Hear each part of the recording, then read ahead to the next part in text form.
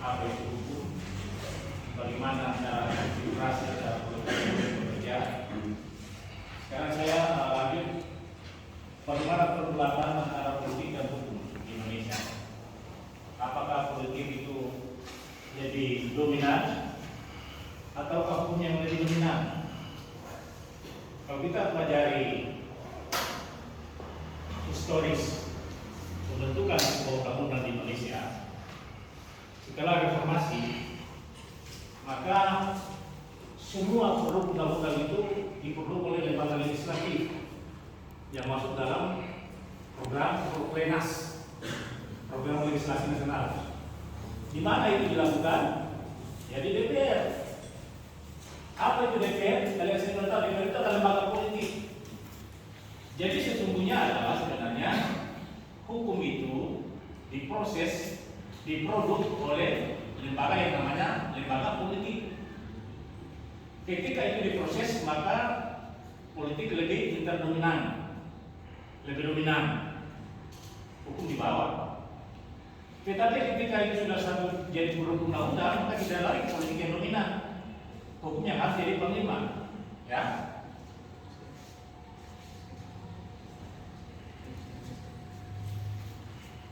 Nah, kalau kita bicara tentang politik, kita bicara pertama konsep, ya. Yang kedua kita bicara tentang asas. Yang ketiga kita bicara tentang kebijakan, ya, dasarnya. Lalu bagaimana? Sebenarnya studi politik hukum ini di Indonesia, ya, itu mencakup dua hal. Yang pertama kebijakan negara atau garis-garis resminya. Kemudian yang kedua adalah bagaimana latar belakang politik. Kalau kita bicara latar politik itu tentu banyak ada aspek ekonomi, aspek sosial, aspek budaya, semua itu dikaji. Jadi kalau di undang-undang itu hanya lihat norma saja dalam pasal-pasal, tapi kajian-kajian sosiologis, filosofis itu juga penting. Jadi ada tiga kajian: yuridis, filosofis, sosiologis. Ya, yuridis bicara tentang undang-undangnya, norma hukumnya. Filosofis kita bicara tentang bagaimana keinginan masyarakatnya, manfaatnya. Apakah undang-undang itu nanti setelah diproduk bermanfaat untuk masyarakat? Antara manfaat dan mudarat mana lebih banyak? Lebih banyak. Kalau itu manfaatnya lebih banyak, silakan jalan. Tapi kalau mudaratnya lebih banyak, orang demo di mana-mana di undang-undang, bakar-bakaran di mana-mana, jangan diperlukan itu undang-undang. Yang lalu saya pernah jelaskan, di Indonesia ini tidak ada undang-undang yang tidak ditolak. Hampir semua undang-undang ditolak dengan cara ajukan inisiatif ke Mahkamah Konstitusi maupun dengan parlemen jalanan. Ya, itu berarti ada masalah dalam proses pembentukan. Masalahnya di mana? Masalahnya ada di lembaga politik. Karena bagaimana tarik menarik antara kepentingan politik, kepentingan ekonomi, kepentingan sosial, dan kepentingan hukum. Kalau itu kepentingan hukum lebih dominan, itu yang kita harus katakan yes. Tapi kalau kepentingan politik lebih dominan, jangan dipaksakan. Politik di Indonesia itu kan abu-abu. Bisa usia 1 tahun, 2 tahun, 3 tahun, bisa usia. Tidak ada yang namanya politik Indonesia ya, usianya panjang. Setiap pemilu 5 tahun berganti warna. Ya, jadi politik hukum itu bicara tentang dua hal penting. Pertama, kebijakan negara, polisi.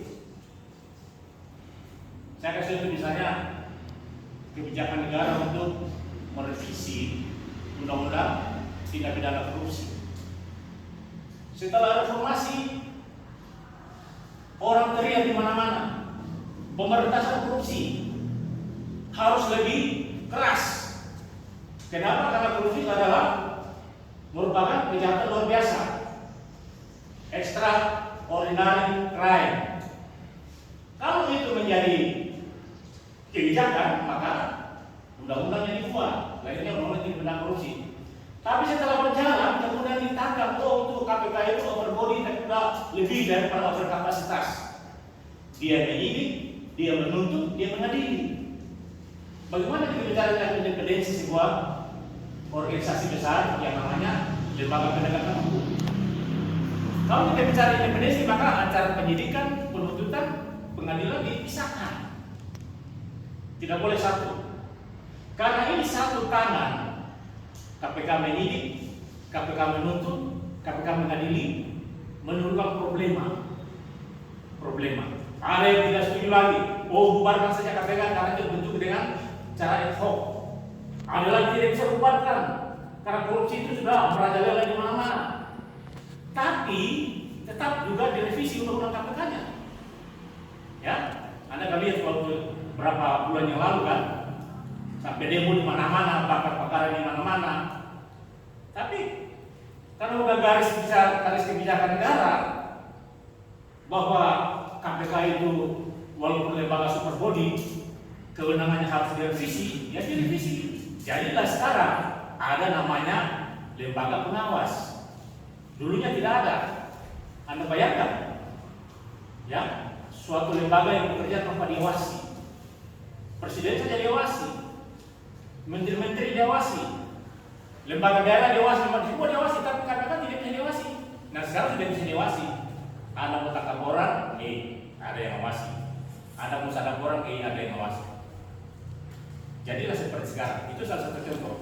Jadi bagaimana pergulatan itu terjadi antara kepentingan politik, kepentingan hukum, kepentingan sosial dan sebagainya. Ya, oke, kita lanjut. Nah, politik hukum satu negara itu beda-beda. Kita dengan Amerika beda, sistem hukumnya beda. Kita dengan Inggris beda. Kita dengan Malaysia beda. Tergantung dari mana Anda melihatnya. Pertama, perbedaan itu disebabkan karena adanya perbedaan latar belakang kesejahteraan. Yang kedua, pandangan dunia, sosial kultural. Yang ketiga, pengaruh politik dari masing-masing pemerintah. Sistem pemerintahan tidak sama kita dengan Singapura misalnya pertama. Ya, kita Indonesia itu katanya presidensial. Kekuasaan itu ada di eksekutif, tapi lagi-lagi kacau balau. Bicara presidensial, DPR itu punya hak kontrol. Ya, kalau presiden itu tidak disukai oleh DPR, oleh partai politik, bisa di tengah jalan bisa tamat riwayatnya. Padahal kalau presidensial tidak bisa. Ya, tapi ya kenyataan seperti itu, antara mix antara presidensial atau parlementer. Nah, menyadari hal itu yang tadi, maka tujuan umum dari politik hukum yaitu untuk mewujudkan kepastian hukum yang pertama, yang kedua keadilan, ketiga manfaatnya. Jadi kita bicara politik hukum, pertama tujuannya untuk apa? Tujuan untuk kepentingan negara atau untuk kepentingan siapa? Yang kedua keadilan dicapai atau tidak? Ya, saya kasih contoh. Ada satu waktu misalnya nanti Anda di DPR RI ya, mudah-mudahan tugas Anda itu adalah merumuskan undang-undang, membahas undang-undang yang diajukan oleh pemerintah. Ya. Nah, dalam pembahasan undang-undang itu tarik menarik antara kepentingan politik yang ada. Kalau presiden misalnya orang PDIP, pasti pesannya adalah bagaimana meloloskan kepentingan politik dari PDIP. Kalau presiden itu dari Golkar juga sama, ya beda-beda. Saya mengatakan usia politik di Indonesia itu tidak ada yang abadi. Setiap tahun 5 tahun berubah. Ya. Yang kedua, manfaatnya untuk negara apa? Ada produk undang-undang adalah manfaatnya. Ya. Yang kuliah-kuliah kemarin saya jelaskan itu tujuan daripada politik hukum di Indonesia itu adalah mencapai Indonesia yang sejahtera. Di mana itu? Ada di Undang-Undang Dasar 45. Yang menurut Profesor Dr. Nagoro, Undang-Undang Dasar 45 adalah merupakan staf fundamental norm. Jadi tingkat politik hukum Indonesia itu kemana? Ada di Undang-Undang Dasar 45. Kalau seperti kita orang sholat, kan ada kiblat kan? Kiblat kemana? Kalau kiblatnya salah, sholatnya sah tidak? Tidak sah. Begitu juga kita mengelola negara yang besar ini. Kiblat politik hukum itu adalah desain grainnya adalah konstitusi kita adalah Undang-Undang Dasar 45. Kalau dia meleset dari konstitusi, berarti salah kebijakan politiknya. Ya, oke. Nah, kita lihat dan politik mempunyai hubungan. Saya timbal balik. Ketika proses undang-undang dibuat, maka yang interdominan adalah kepentingan politiknya. Tetapi ketika itu disadar menjadi undang-undang, maka bukan politik yang lebih dominan, tapi hukum yang lebih dominan. Ya, jadi kita bedakan antara proses dan pelaksanaan. Proses adalah kita bicara proses politik, pelaksanaan adalah proses hukum. Sampai sini ada yang bertanya?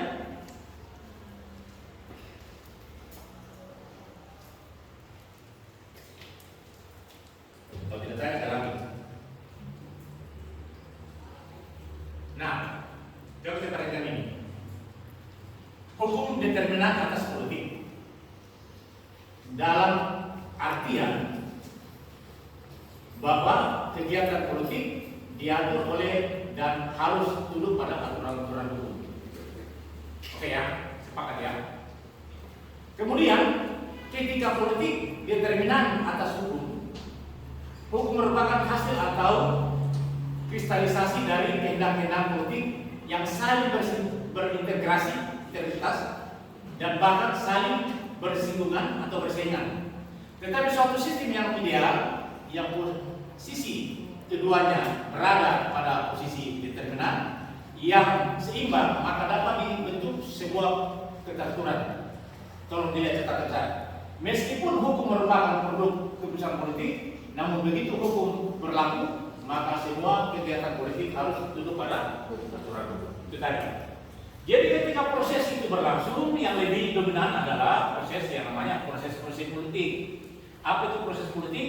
Interaksi antara kekuasaan politik yang ada di lembaga legislatif dan kehendak rakyat itu harus bersinergitas. Karena apa? Wakil rakyat mereka itu adalah gambaran kekuasaan rakyat. Itu Anda harus tahu.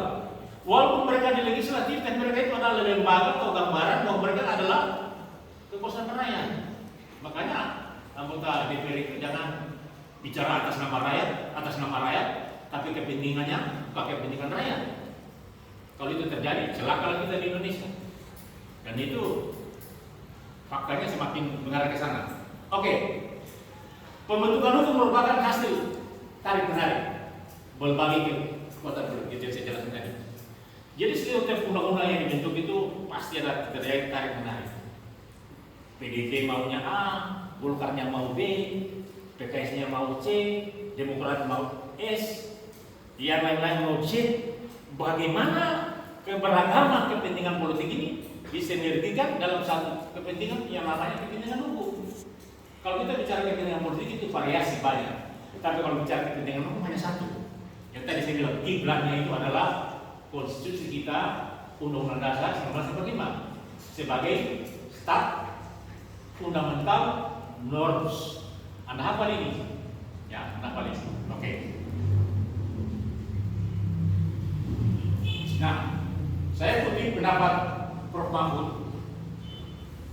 Dia menggambarkan dua konsep politik hukum di Indonesia: konfigurasi politik demokratis dan konfigurasi politik otoriter. Udah yang lewat Zoom saya ada singgung ini, anak yang begitu. Nah, mari kita lihat antara konfigurasi politik yang demokratis dan konfigurasi politik yang otoriter. Kalau bicara demokrasi berarti adalah kehendak rakyat, kepentingan rakyat. Hasilnya adalah undang-undang itu pasti pro rakyat. Kalau kita bicara otoriterisme, konfigurasi adalah kekuasaan. Undang-undang itu pasti pro kekuasaan. Nah, bagaimana antara konfigurasi demokrasi dan konfigurasi hukum otoriter ini sinergikan? Kita bicara kekuasaan itu pemerintah, kita bicara demokrasi itu rakyat. Pemerintah itu adalah instrumen negara, mereka harus bekerja untuk negara dan juga untuk rakyat. Saya kasih contoh lagi, undang-undang tentang KPK. Kenapa pemerintah mau itu direvisi? Karena setelah puluhan tahun berjalan, ternyata tugas penyidikan, tugas penuntutan, tugas mengadili ada di tangan KPK satu-satunya.